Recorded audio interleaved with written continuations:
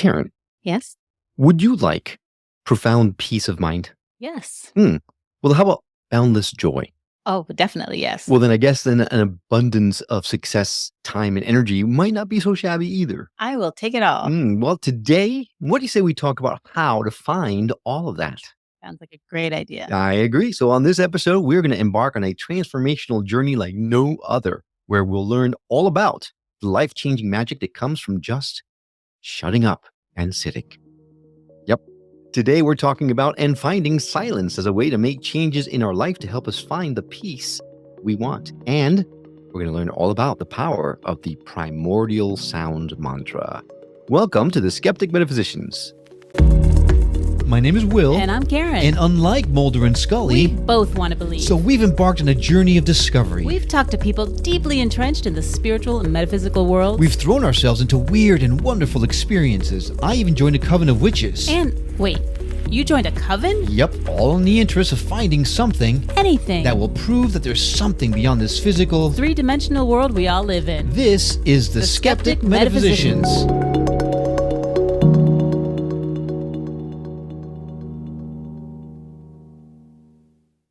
Hey there, I'm Will. And I'm Karen. And this week we are blessed to have a transformational lifestyle and leadership coach, Yedda Stansel, with us. Yedda is passionate about developing and delivering programs for individuals and teams that are seeking sanctuary from the hustle and bustle of daily life in order to achieve inner peace, enhance their well-being, and achieve their full potential in all areas of their life. We are thrilled to welcome Yedda to the show. Yedda, thanks for joining us today. Hi, how are you? It's so good to be here. No, we are thrilled to have you on. I hope that everything I just said didn't put you on the spot. We're expecting a lot. Well, I don't know about you all and your listeners, but I'm really hoping she shows up. All right. Silence, huh? Yeah, yes. There's the rub, Will. Sometimes I wonder if my ex-husband ever listens in on these shows because he would be like, really? Yeah, let's have her talk about silence. I'm the last person on the planet that would ever promote silence if you knew the pre-breakdown Yedda. I mean, the absolute last person. So for all of the listeners out there, there is hope if you are going, there's no way. I am never, ever going to be someone that practices silence. I actually spoke the exact same words. And now I do not know how I would live my life without the ability to, in my language, shut up and sit and go within and talk about what's going on inside of me before I throw and project that on everybody else. Okay, so I have a question about silence. Just one? Well, I have a plethora, but I'm going to start with one. So when you're talking about silence, do you mean simply speaking or just every kind of silence? Because Will can sit there on the couch and be perfectly quiet while he's, playing games and whatever on his cell phone. Yeah, so this is a great point. Thank you for bringing that up, Karen. And so there actually have two things I want to say about that. So first of all, between the genders, between male and female, the way our brains are wired. Okay, this is a really important tip here. What happens for us as women, we are like a ball of twine. Everything is connected. We're always thinking and problem solving. And if, the car's getting low on gas, it's already connected to who's going to pick the kids up from school because now I might be late because the da-da-da-da-da. Men have what's called a box system. They pull a box out and they're in a box. And so guys, this is great. Guys have what's called a nothing box. Did you know that, Will, that you have a nothing box where you can literally think about nothing while you're doing something? I've been told I many don't think he does. things, but maybe not. I've been called a nothing box a lot. But Yes, so you have the ability to sit and do something and you might be thinking literally about nothing, which maybe feels like silence. So there is a very different way around the processing of the brain. And so, Karen, this is a great point. So it's not just about genders. I'm talking about the silence and stillness of shutting up and going within, closing my eyes and disengaging from all distractions in the outer world. I mean, complete and utter silence. And I would actually add to that, silence for me, also adds an element of stillness. So can you evolve? And silence takes different forms where you're walking and you're in contemplation and you're in prayer. And there's lots of ways of being silent. But my definition of silence for shutting up and sitting is going within and removing all distractions and taking all of that brain power and putting it on self-regulation and checking in with what's going on with my thoughts, my feelings, and then what behaviors am I potentially wanting to then act on based upon how I think and feel. And how different is that from meditation? Yeah, that's a great question. And it's why I wrote my book, because I was really curious about is meditation the same thing as mindfulness? And we use these words interchangeably. So I thought, well, are they? The truth is they're not.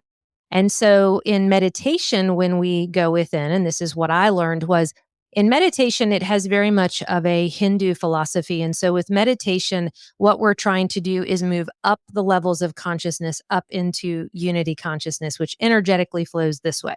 And then mindfulness is more about bringing that divine energy back down into and embodying and coming back home to who we are in a physical sense. And that allows us to show up and pay attention on purpose with loving kindness. And so as I was learning all of this, I was like, okay, well, am I meditating, lifting up? Am I mindful, dropping it? What am I doing? And then in meditation, there's hundreds of different forms. And so it got really overwhelming for me. And that's how the language for me, I arrived at shutting up and sitting down. Literally, that's what happened. I went and met with a teacher, and her work, I stole her business name. Her business was Sit with Gina. She was referred to me, and she was my first, I would say, spiritual teacher. When I went to sit with Gina, that's what she did. She said, I sit with people. And I'm like, what does that mean? And I was coming off of years of therapy and years of energy work and integrative health and healing and, all the rocks and, I was like all in on all the metaphysical, like I'm trying everything. It was a smorgasbord buffet of, does this work? Does this work? Does this work? And so when I went in and she said, literally, it was a room, it had 2 chairs and there was a window open and that was it. And when I walk in that room, I just want to just profusely talk about the stories. I want to tell her everything about my life and why this works and why this doesn't work and what I know and what I don't know. And as soon as she could find a pause in my breath, she goes, all really fascinating and quite interesting, but totally irrelevant. Are you ready to sit? Oh boy. So your entire life in a nutshell wrapped into irrelevance. Wow. Yeah. A little bit of an ego boost. And so then part of me was standing there looking at these 2 chairs. And I said, so what do you do? What do you mean sit? And she goes, you come in twice a month for an hour and you sit in this chair across from me and we sit in silence together. Straight in. There was no like, let's try 4 minutes. Let's try 14 minutes. It was an hour. Again, most people who know me don't think of me as the silent type, but I was so curious. And she's like, you sit across from me for an hour, you come in silence, you leave in silence. And I said, so you want me to pay you to sit in that chair right there and do nothing and say nothing and experience nothing and then leave? And she goes, yes. Well, out of sheer craziness, I was like, okay, you know what? I got to try this because I've heard of a lot of crazy stuff and I've done a lot of crazy stuff. The metaphysical world really laughs at me. I've done a lot. I've never just tried shutting up and sitting. And she goes, it's up to you. So I sat and I left and I just kept coming back. Here's what was so intoxicating about this. It was the greatest metaphysical experience I had ever had. Was going inside of me. And I remember I used to have these questions with a lot of these spiritual teachers is, well, how come, source only talks to you? Or how come God only gives you the message? Or how come the angels only are working with you, Will? Why can't they work with me? Why can't I have that? And so as I started doing that, the shutting up and sitting, like magic started happening. I would leave that room and then over the next days and weeks, things would happen. And I didn't have the language then, but I was opening up to serving something greater than myself. So Karen, what you were talking about was, it wasn't like it was a conscious intention. I came back home to me. And while I was going within to cultivate loving kindness, I was also rising up. And it just opened something that allowed this amazing thing to start happening. And it was just living this beautiful life of presence. And I thought, this is crazy town. But man, I'm going back. Well, I've got 2 very important questions. One is, why didn't you just do that at home? Just come and sit at your whole house. Maybe it'll be cheaper and you can do the same thing in your house. Yeah. So you know what? I paid for the accountability because I can tell you one thing. I can sit now in my own home and I do have that discipline, but there's no way in the world. I went for 2 years and sat with her in silence across from her. When I think of all the time that it entails, I can think of so many things I could do in that amount of time. Yeah. So, what I realized I was doing is I didn't have the discipline back then. And I also didn't have the cognitive patterns and the behaviors and the habits. I mean, I was learning to really clean house on the inside. Mhm. I was learning to face old patterns, demons, parts of my ego that hadn't grown up, the parts that were hurting other people. I mean, it was like Willy Wonka land in there. I mean, it was straight up Technicolor. And what I realized was I was developing the habit of two things. One was being able to be with my pain. And the second was identifying how I was creating suffering when I was not able to or didn't want to be with my pain. Mm. And that was a habitual pattern that took at least 2 years to even get some traction, to then take another 8 years to keep building upon. Wow, that is astounding. Wow. That's saying a lot. So, Yeah. were you making eye contact, or do you have your eyes closed? I need to know more about the details. I Like, can what is- imagine making eye do you contact. talk about it afterwards, or We would walk in and sit, and then we would leave. That was it. Now, there were times I would try to sneak it in. I'd be like, hey, did you get your hair cut? Oh my God, I just love that shirt. And there might be just a few brief banterings, but the more we went, the deeper we went in, the more sacred it became. And so it was seductive to go. I would come running. I remember one of the very first sessions we had, I sat down, and the point being of doing this with someone, Will, I sat down and she was literally 6 feet across from me. And so, Karen, I could sit Indian style, close my eyes like this. I could put my feet on the floor. I mean, I could do whatever I wanted. Mhm. She would sit across from me with her eyes closed. And there were moments where I would feel this force that almost felt as if it was pushing me backwards out of my chair, and as if I had been kind of pushed onto my back and I was then looking up. The force was so strong. And so I remember learning eventually not to even ask questions, but at one point I did ask her, what is happening? I mean, am I losing my mind? I'm starting to think about like the Force and Yoda and Luke Skywalker. Like I'm like in all like, I don't know what's happening. And we did talk about this one at one point, and she said, that's the power of presence. And that's the power of connecting with this divine consciousness that we are all connected to. She goes, I'm holding space for you and with you. And the power of sitting with somebody when we are in suffering or in deep pain or catharsis or wherever we are was so, I mean, I was tethered to her. I could feel this energy, this spiritual connection to her that was expanding and radiating out from her, that was encompassing and holding me, that was allowing me to wake up and learn how to do that for myself. I could literally physically feel it. And it was wildly intoxicating, incredibly disorienting. And then I would leave and go, I can't wait to go back. Wow, that's amazing. In this day and age of ADHD syndromes, You're looking at one, ADHD, dyslexia. I mean, the list goes on. There is stuff that my brain should not be able to do that it does. This sitting practice, you would have never, and I'm a high school dropout. I left school at 16 because I was like, I can't even sit in classroom. I can't even listen to someone talk for an hour, much less go in and close my eyes for an hour. And I did. And it shocked me. So if I can do it, anybody can do it. And that's why the language I came up with when I started writing my book was shut up and sit. I thought, this is language anybody can get. And I also think too, Will, you mentioned something there about the brain and all of that. I also think in our society, the reason why people are not really excited about silence is because it's a form of punishment. So we use silence to punish people. And for me, the language of shutting up and sitting down was a language of punishment. Shut up, go sit down, get out of here. We're inviting people into is, oh, go within. It's so great in there. It's so loving. It's so kind. And I'm like, no, it's not. Sitting with my nose in the kitchen corner while my siblings are playing and everyone's watching the Disney movie because I did something I wasn't supposed to do. That silence is a form of exclusion, not a way of including me back into my own inner world. Mhm. So I think for a lot of us, it is, we think we can't do it physically, but then I think unconsciously we have some patterns where we go, I don't know if I want to do it.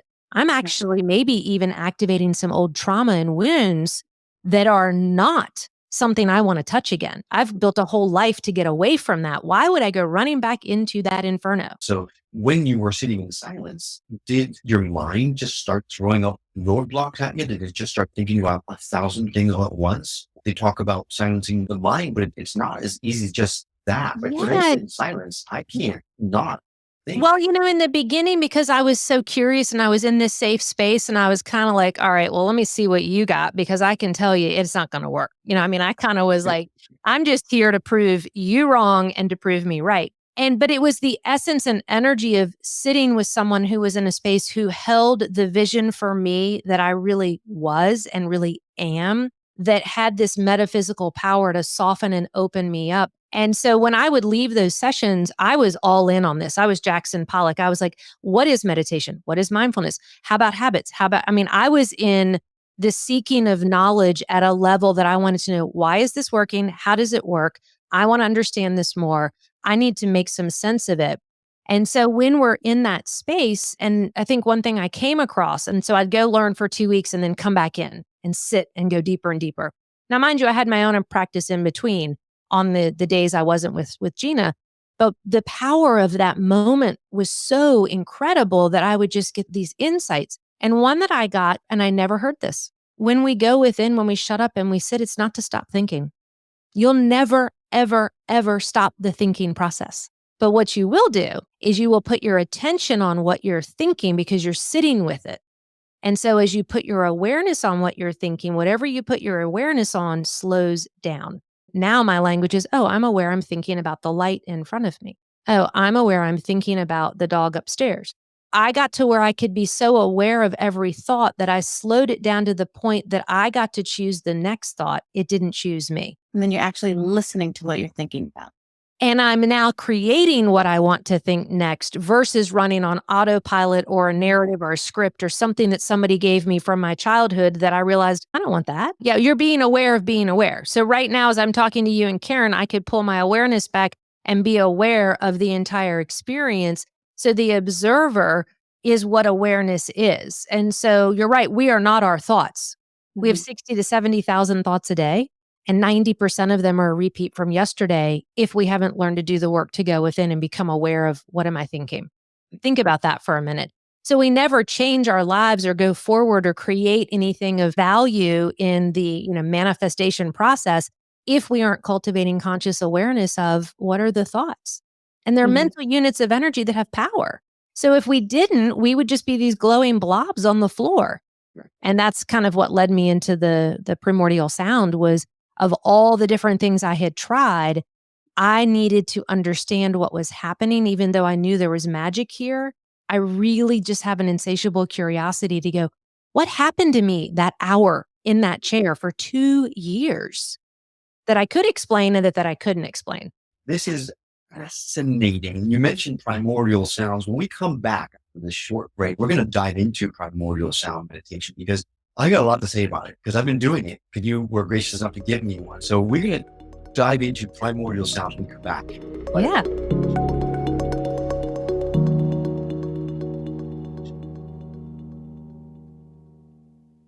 Welcome back to the Skeptic Metaphysician. We are talking to Yedda Stansel, who is a leadership and lifestyle coach. And she's been talking to us about the power of silence, which she calls the most powerful metaphysical modality she's ever tried. And she has tried a lot. So that speaks volumes. Now, right before we left, you dropped a little nugget of information, a little thing called a primordial sound. And I want to dive into that further, deeper, because that's the thing that got my attention when I first started looking at your videos and things like that.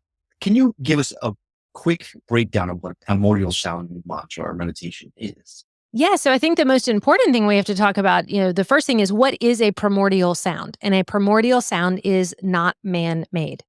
So it's really easy to identify a primordial sound. A jackhammer is man-made. So that's not a primordial sound. The sound of rain, the sound of frogs at night, the sound of birds singing, that's a primordial sound.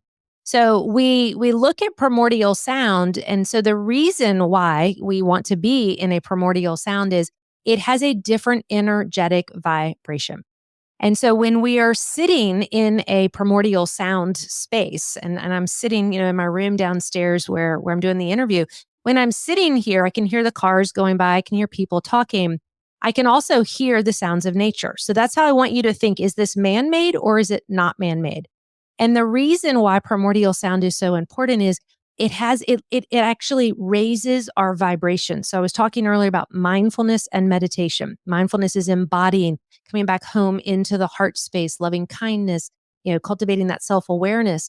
And then the meditation is moving us up through the energetic levels of consciousness to the divine. So I firmly believe we need to do both. And so primordial sound meditation is and it's in Sanskrit, so it's based on the Vedantics. It's thousands and thousands and thousands of years old in the Eastern philosophies. And so when you were born, at the moment you were born, so the exact time, place, latitude, longitude, you plug all that into this Vedantic astrology. And so you get a 3-word mantra that matches the same vibrational kind of energetic pattern of where the universe was, the sound it was making at the exact moment you were born. Wow. I mean, like, again, having tried lots and lots and lots of different things. And so this one was like, I went out and studied with Deepak Chopra. He personally invited me to come back to go deeper in, to really understand this. Because again, I asked big questions. And so I would ask these questions. So I got my three words, and there are 3 words. Every primordial sound starts with Om and it ends with Namaha. And so this is some really cool stuff. The sound of Om, we all know that in yoga. If we've done yoga, if we've done meditation, everybody knows. And the sound Om actually has 3 parts. Ah, O, Om.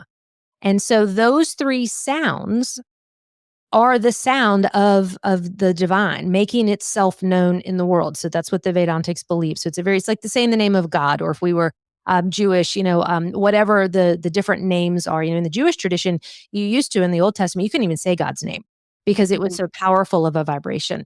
So this Om is that same expression, and that middle word is the exact energetic vibration of you when you came into physical form from the spiritual into the physical.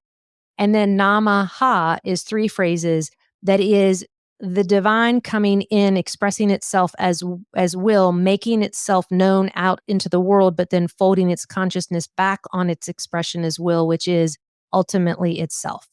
Which is So it's like a big infinity. You're starting to understand why I love this primordial sound stuff, because it is powerful. Yeah. So many different Really levels. Oh, and so then when I started looking at this kind of like 7-layer of vibrational process that went out and folded back in on itself and came in, and then started studying the 7 chakra systems. And then what I realized, and you've seen in my video, it matches up. So we get this primordial sound. And so I'm sharing what it is, but when you actually get your own mantra, you don't say it out loud ever. You don't share it. It's as sacred as the breath as when you were born.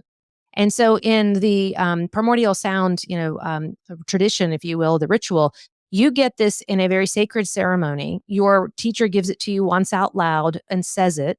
And then you go in and use that as your mantra in your sitting practice, but you never ever say it out loud again. It's not meant to be used as anything other than connecting back with the vibration the universe was making at the moment your soul made itself known physically. Mm-hmm. Mantra literally in Sanskrit means mind focus. So for people just starting out, having a mantra is a really great idea. Some people, though, however, go, well, I'm just going to do the mantra, I love myself. I love myself. I love myself. And what happens when we use a mantra or a language that we already know, man, do we give the ego some fire. And then she's over there going, no, you don't. Do you just know what you did yesterday? How about last night? Let me tell you. And the next thing I know, I've got this dialogue going and I'm like, that doesn't work either. So when, and your ego is a very kind of rudimentary childlike part of yourself. Would you take a 10-year-old, 8-year-old and let it go run and live its life as an adult? No. But most of us do. And so our ego's out there running around. It's out of control. It might even reach a teenage level, but it's just making a mess. It's all about itself. It's so selfish, so self-absorbed. But because it's childlike, what do you do with a child when they're having a temper tantrum or throwing a fit? Buy them ice cream. Yeah, buy them ice cream. You distract them. You go, here's a parent. Or they fall and scrape their knee and they're having a total fit. And all of a sudden you're like, oh, look. And then they stop everything and they're like, what? So I did not expect to be right. When you, right. when you give your mind, AKA your ego, a mantra, guess what it does? It goes, oh, we're going to put our attention on repeating that phrase. And so the higher self in you gets to come out. And you've now given this mind focus to this infantile, this, juvenile part of yourself and said, hey, can you just sit in the corner for 20 minutes and just focus on saying this mantra over and over again? And then what happens is this other part of us comes out, the true self, the expansive, the expressive, the, connected to everything. And we start to see, oh, there's lots of different selves in here. But if I can give that part of focus, I can open up and I can receive really cool things because now I'm really connected to my soul. Mhm. Yeah. And that's what happens. So I'm curious, been doing it. What's the experience been like for you? So I know I'm not supposed to tell anybody what. I don't want to know your mantra. I would not. It sounds kind of like play that funky music by boy, right? He just kind of along those lines. Yeah. Well, you get into your rhythm, like you can do it to that. I don't care what rhythm you got, just do it. Right. And then I was okay, how can I put this? I'm really bad with mantras. I meditate every day or almost every day or try to.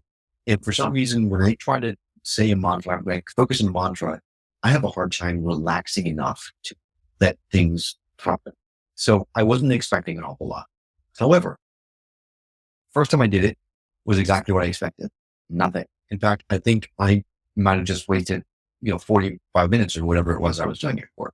The part that you guide us through was helpful. But then when it came time to, okay, you're on your own here, no training wheels here. I found myself having a hard time. I was focusing on the mantra and I couldn't relax myself enough. And I felt like I was just sitting there saying a mantra. So it's got thing. But then starting with the second time on, my expectations were low. It's like, okay, so obviously it's not going to work for me, but I want to give it a good go because we're talking to Yeda and we want to make sure that I give it a good shot. And something started happening, even though I wasn't completely relaxed. It sounds weird. I got lost in the mantra. Like I got lost where I became one with the words. Like the words came over me and it became like this weird, It's like tantric. It's almost like you, yes. Yeah, it was like I didn't know where I started and it sounds weird. I know what it sounds like. So please. But it's supposed to be weird because you're getting back into a vibrational resonation with its resonance with that moment that the universe sang the song that Will was now born. And so wouldn't it make sense that you would get lost in that because it's so simple. I mean, we run around with these little lights and we keep talking to the divine and we're like, but I want to know what it's like to be the light. Well, what's it like to be the light? I mean, we already are it. And so we have to have the contrast to experience that which we are, because that's the whole point of being human. So when we get into the spiritual and the metaphysical, it makes so much sense to go, well, of course you got lost in it. It's not weird. That's the true essence of who you are. When we forget and separate and pull back out and get all into this human crap, then we get all, legalistic and logic. And so getting lost in it is awesome. It was very much like remember Sgt. Pepper's, like the Beatles, like the whole psychedelic. It was like a psychedelic, but without the trippy part of it. Like it was trippy enough, but it was very strange. And then it became like this, remember Schoolhouse Rock, where the words were really big, like tall, and you're looking up at them. And it was just a weird trip that it just Well, I would say actually the work that I've been doing and the work that you're talking about is you start to tap into the quantum field. Mhm. That next fourth and fifth dimension that's there. We may not see it with our eyes, but that veil that divides us is, it's this thick. It's right there. And we have the capacity as human beings to sit. And when we sit, we inhale, we open up. It's a slight movement at the top of the spine and at the bottom that the inhale breath moves those bones and the exhale pushes them back down. And the actual act of inhaling and exhaling acts as a pump that pumps the cerebral spinal fluid up the spine, around the head and back. So if you tagged one molecule, that little molecule makes a trip around twice in 24 hours. Here's what's really cool. When you're sitting and you're meditating and you're in that space where you're focusing and you're letting your body breathe, and then you just inhale and hold, and then you exhale and release, you put pressure on the pineal gland. And that's the whole gateway into the quantum field. So when I was like, what was happening? I thought I was just sitting there. The biology of what happens in your body and brain when you get to the moment that you just said, it's like, I just got lost. The chemicals that get released in your brain, the ability, the euphoria, your brain can actually create its own benzodiazepines. That is what Xanax is made of. Mhm. You have that capacity biologically. But how many of us are shutting up and sitting long enough to even go in that world? It's all right here. And we're running around like, I don't know why I can't get the job I want or why I can't have the relationship. I don't know why I'm stressed out all the time. The magic's all in here. And we don't do anything to cultivate it. I'm sorry, I got to go back to see. I'll be back. Okay, good. Oh, you know what? I'm so glad you said this. See what happens then. What we do in the Western world is like, well, if meditating for 10 minutes is good, I'm going to do it for 10 days straight because I'm going to get there faster. That's And then the ego gets addicted and says, well, now I'm going to be a meditator. And what happens is we enter into too much logic and now we make it a task and it's a thing to do. And so what I was going to say earlier, when you're like, I was doing it for like 45 minutes and don't do it for 45 minutes. 20 minutes is your max. That's it. Because you cannot treat silence and mindfulness and meditation like you treat anything else that you're trying to achieve. It is not anything to be achieved or done. It is something to experience and be. You just opened up my entire morning. Oh, I can't tell you the people that I meet, and they're like, I read a book and then I do a prayer and then I write out this plan for the day and then I write out my meditation and then I do my meditation. Then I have my mantra and then I have and I'm like, oh my God, I'm exhausted. What if you stopped all of that and all you did was just sit down for 20 minutes and asked yourself those 4 soul questions, went and did your mantra. When you're in that mantra space, that's all you're doing. And then when you're done, you put an intention out into the world because the thought is the intention that goes out. The emotion is what calls it in to manifest. And then you get yourself in the vibrational, emotional state as if it's already here and you go live your life. And you, Will, are such a creature of habit. Like everything has to be, he's very regimented. You know, he's very scheduled. My schedule's off, forget the whole day's done. And it doesn't have to be that way. I mean, Yeah. Because it feels good when we're in control, doesn't it? And being in control is one of the 4 ways that we avoid pain. We either numb it away by, shopping, drinking, you name it. Then the other is we get addicted to personal development. So we create all the to-do list and we read all the books and do all the activities.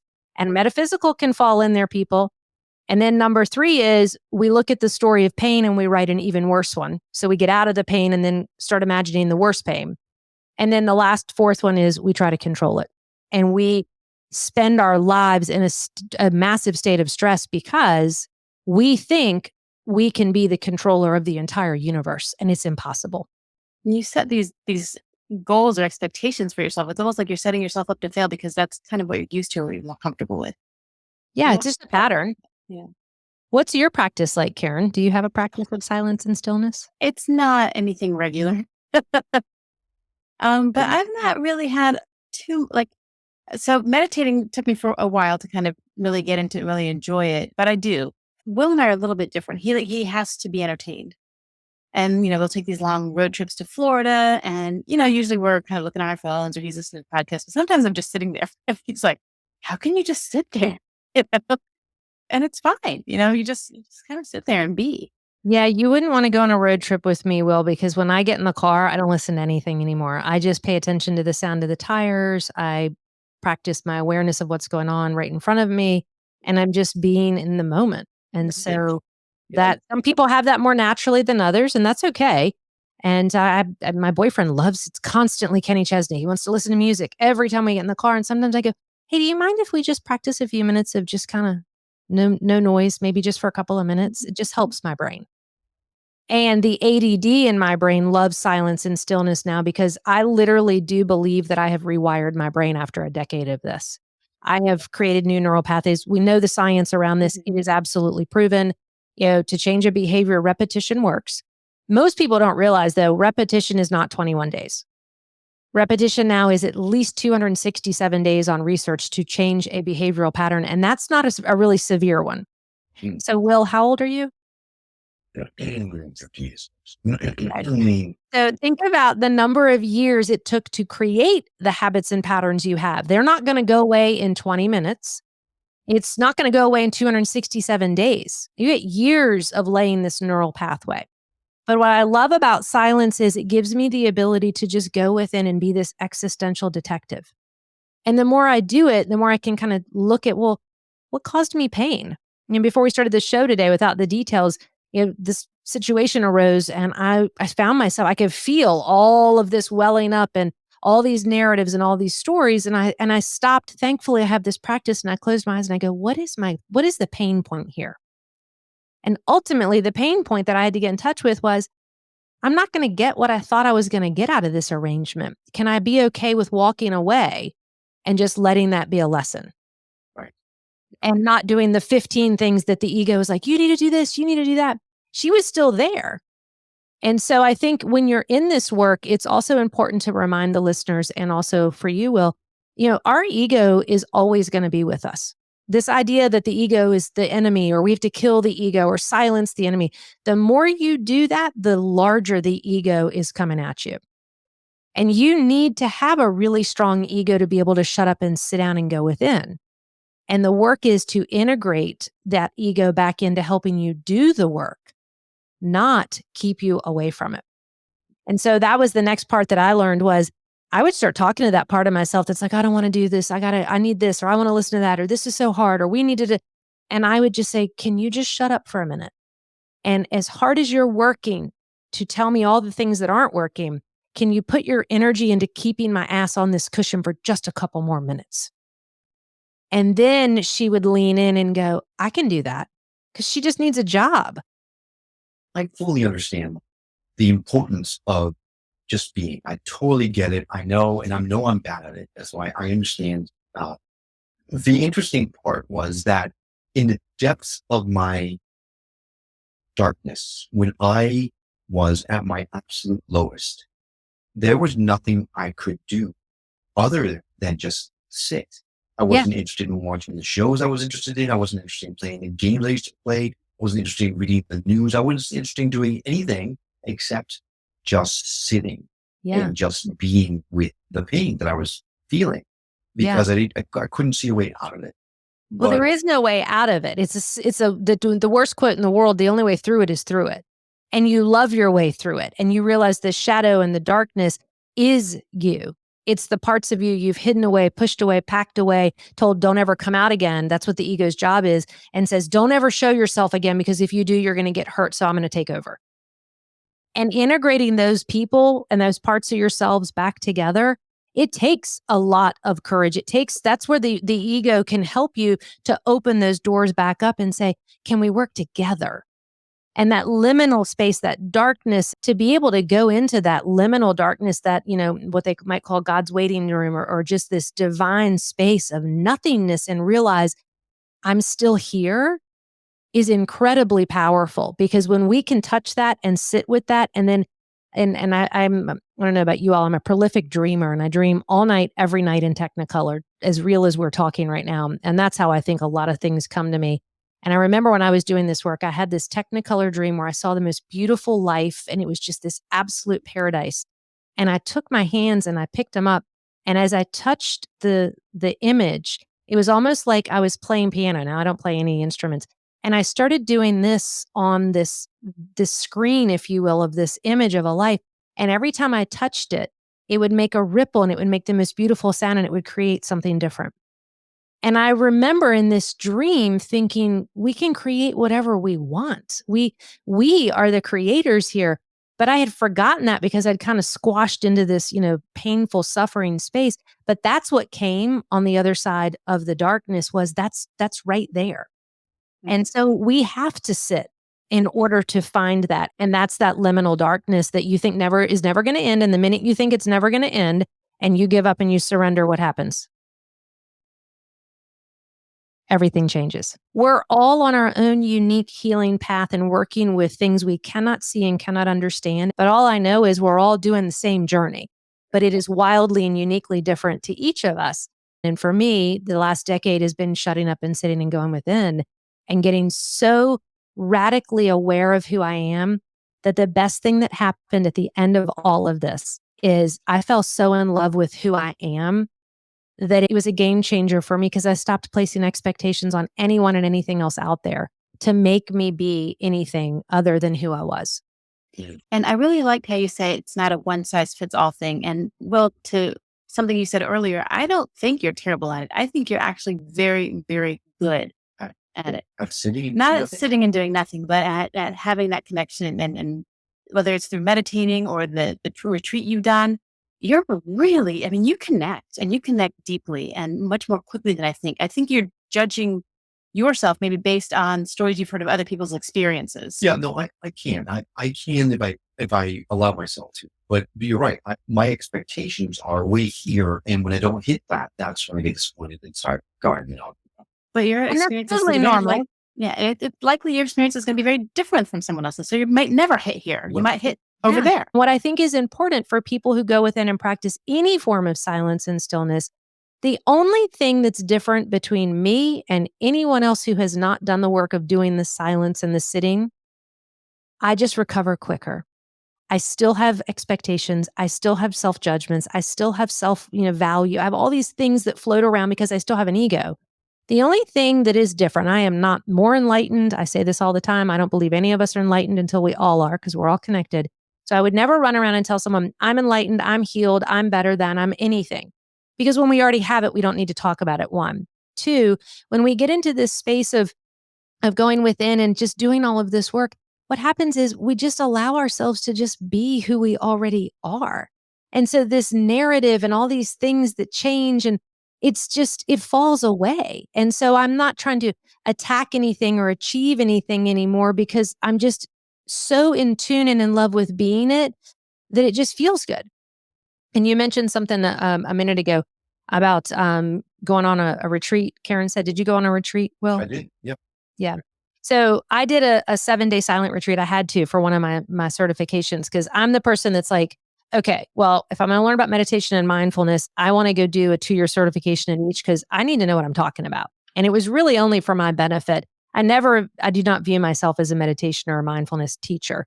And so I decide, they say, you're going to have to do a 2-week meditation. I mean, a 1-week silent meditation. Now I'd done a weekend, and I'm very into aesthetics. So when I talk about a retreat, I go to a nice place, nice food, nice, scenery. And I'd done a couple and I'm like, oh, I've done 2 days. I can do 7. And so the people who are teaching it, they're doing like some kind of 7-day silent retreat. And it's like at a campground. Like, I don't even know what state. I tuned out when I heard campground. And so I was like, oh, I don't think I can make that work with my work schedule. I'm going to have to find something different. So I send in an email and I'm like, there's 1,700 people in this course. I'm like, I have some work stuff. I just can't do it this summer. Is there any way I could be given a special permission to find another 7-day silent retreat and go attend that? Yeah. So already ego. And so they're like, well, if you could find one. And so I start searching and I find this fabulous place in Denver. And it's an ashram. It's outside of Denver, like 2 hours. And the teachers are teaching the mindfulness-based stress reduction 7-day silent retreat. And I'm like, oh, yeah, that's all me. Stress reduction, mindfulness-based, ashram, like check. Yep, first class to Denver. Yep, they're going to pick me up. I literally, no lie, you all, I get off the plane. I have my little Toomey luggage. Everything's like on point. I've got the cutest little hiking clothes because I'm going to be out in the mountain and I'm going within and I've got it all figured out. And we get on this little van or bus or whatever, and we just keep going for 2 hours and we get there and it's muddy. It's been snowing and he is at the top of the hill and he's like this long walk through the mud and snow to get down to the lodge. And I'm like, if I give you an extra $20, do you think you could just go a little bit further? I mean, so I get there, and the point of telling you this story is I'm thinking, I'm just here to check a box. I got to get this certification done. I get there, I get all checked in, and I go into this beautiful, it's just this gorgeous, it looks like something in like Asia, this beautiful room that overlooks this garden. They got the little meditation cushions are all set around. The teachers are in the front. There's a gong, and I'm like, yeah, this is good. And so I go to sit down, and this is where metaphysics comes in. And yes, I'm going somewhere with this story. So there's like 30 cushions, and I'm always the person that takes the back left seat. So I'm all the way in the back, in the left, and I can see everything that's going on, and I'm by the door. Just my trauma wiring. So I'm like, okay, I got my spot. And in walks the brunette version of Brad Pitt. And he comes behind me. He comes to the right of me, takes his cushion and goes to the other side of me. Now he's the far left. He's on my left now. And I'm like, what is this dude doing? And then I look at him and I'm like, oh my God, he is so gorgeous. And then I'm like, oh, really funny. Great. And talking to the angels. I'm like, so now I'm sitting for 7 days in silence next to the hottest man on the planet. And I can't talk to him. I'm sorry. I was not there. So you could not. And so I'm sitting there and I'm like, you got to be kidding. This is a joke. I am in the most amazing place in the world. And so my point in this was all of a sudden, I just start realizing all this is running. And I'm like, okay, you got a week of this. So I thought I was just going to zoom and zip right through this 7 days. And I thought I had my pen, my journal, like I was going all into like a seminar. And the guy in the front says, turn to the person to your left and get to know them. You've got 10 minutes because this is the last time you will make eye contact with another human being, speak, read, write, anything for the next 7 days. Hey, quick, what's your phone number? Yeah. Well, I just asked him, was he single? And he said no. And I'm like, oh, okay. So we started this nice little dialogue, but here's my point was 7 days of silence. I got into day 3. Well, actually, let me back up. The first night I went back to my room and I played Pavarotti's Miserere as loud as I could and opened the windows to the desert and belted it out because I was like, I got to get it out. I come back the next morning, 5 a.m. to 10 p.m. 6 solid days. By day 3, I was fantasizing about taking the gong stick and beating the instructor to like a bloody death. I mean, literally. I went into the upside down world of Stranger Things in my own psyche. And then when we get to the end of the week, we get a chance to engage with the instructor. And I'm out of my mind. There's no Wi-Fi. There's no car. I went all the way to the bottom. And when we were done, and then something beautiful just broke open. And so at the end, he said, does anybody want to share their thoughts? And I shared my thoughts. I said, I had fantasies of like harming you. I mean, I was all in on like beating you and fantasizing how I was going to get a ride out of here. And he said, that's great. And I'm like, no, I'm judging myself. This is bad. I'm a bad person. And he said, do you know the entire lesson that you learned this week? And I go, what? And he goes, it's the greatest lesson that all Americans need to learn. It is the lesson of boredom. And I went, oh. And he goes, now that you've done this for 7 days, when you go home and sit for 20 minutes, it's going to feel like 5 seconds. And what's going to happen is you've rewired this ability to be able to be bored. Nothing. Because I was freaking out. What do you mean I can't write? I've got to retain what I learn. And he goes, trust your brain. If it's still there in a week and you need it, you'll recall it. And so when we get into self-judgment, when we go into, all of these narratives, the value of doing silence and starting small, you all, but continually adding is we do build a new way of showing up. And I stopped judging myself and I started having the most wonderful dialogues and asking source questions in my practice in that 7 days. And I got answers that blew my mind. I would have never gotten there if I didn't go through that dark, piece of me that was like, anger and rage. And I mean, the instructor told me, he goes, I watched you unravel before my very eyes sitting on that cushion. I mean, I would be like, oh. I mean, like a 3-year-old, and I'd be like throwing my arms and crossing, and I'm like, waiting for the gong, whatever, and running out of the room. And he goes, I watched your very psyche dissolve and come back together as something new in a matter of a week. So we can go into the long meditation retreats if we want to, but I think it's a lot easier for us as human beings to just grab 5 minutes, 10 minutes, and let that be enough. And if we cultivate enoughness and we're okay with being bored, we might find that there's actually something else underneath that we can touch and that we can live with and be with, because we're just addicted to distraction. Well, now if someone wanted to do silence or primordial sounds, how can someone get a mantra? Because they're not handed out willy-nilly. It is very, very, very science oriented. I need, your name, your place of birth, the time, the date, latitude, longitude is figured out by the, city, state, and country. I plug all that into a very high level software system that's given to me through the Chopra Center. And then I get back that mantra and then I send that to a client. And so, so you have to work with a certified primordial sound instructor in order to get it. So if anyone's listening to this show right now, could they reach out to you? Get that? Yeah, it's all on my website. They can reach out and set up a little clarity call is what I call it. And then we just talk about what that looks like. And I love it. It's not something that I do as a meditation teacher, but I like the idea of educating people what it is and how it works. And so I don't sit with people and just do meditation. My brain is like, the ADD brain. And sometimes I want to get into therapy and sometimes I want to get into coaching and sometimes I want to get into mindset and sometimes I want to get into behaviors. So I don't want to be quiet all the time when I'm with clients, but I like being quiet when I'm with me. I'll leave the listeners with what I learned in all of this work was the client is the moment. The client is the moment. And so from a metaphysical perspective, if we can serve the moment and ask the moment what it wants, that's where all divine intelligence exists.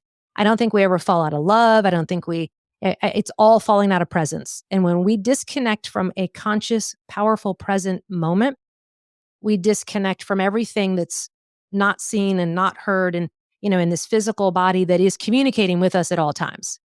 And so when I did this work with the Moment Institute, I remember the founder, David Drake, saying, the moment is the client. You are here to ask the moment what it most wants and needs, not your own ego, not Will's, not Karen's, not even the listeners. What does the moment most want and need right now? And that's what I feel like I learned to do when I learned to shut up and sit. So any situation I'm in now with clients or with family or friends, I pause and I just quietly ask, what does the moment most want and need? And my spirit guides and the divine intelligence that's in and around all of us starts to come in. And then it's just a knowingness for me. There's no audible, I just know. And I know what that feels like. And I sit up 3 inches taller and I go, oh, okay. And then I will invite that into the space. And then people will say, how did you do that? How did you? And I'm like, just had a feeling. I didn't, just kind of knew maybe that might be a good idea, but I didn't. It wasn't me. It was the magic of the moment working through me at a very profound metaphysical level. And it just showed up as me. That's a beautiful way of looking at it. Right? This has been wonderful. We're going to add all your links to our show notes. So if you want to get in contact with Yeda, all you need to do is go to skepticmetaphysician.com, look at our episode page, and you'll find all the links they laid in. So you could just click the link and you'll get connected with her. It's been a lot of fun to hang out and talk with you all and answer questions and share whatever wisdom is coming through me that is experiencing itself as you, experiencing itself as me. Yeah, try that one on for a little bit, right? That's one of the timey-wimey things that makes your mind just explode sometimes. Thank you so much for coming on, sharing your wisdom with us. And a huge thank you to you. If you know someone who would benefit from hearing the message we're sharing on the show, do them and us a favor and share the show with them. It will help get the word out about us, and it might just change someone's life for the better. Well, that's all for now. We will see you on the next episode of The Skeptic Metaphysician. Until then, take care.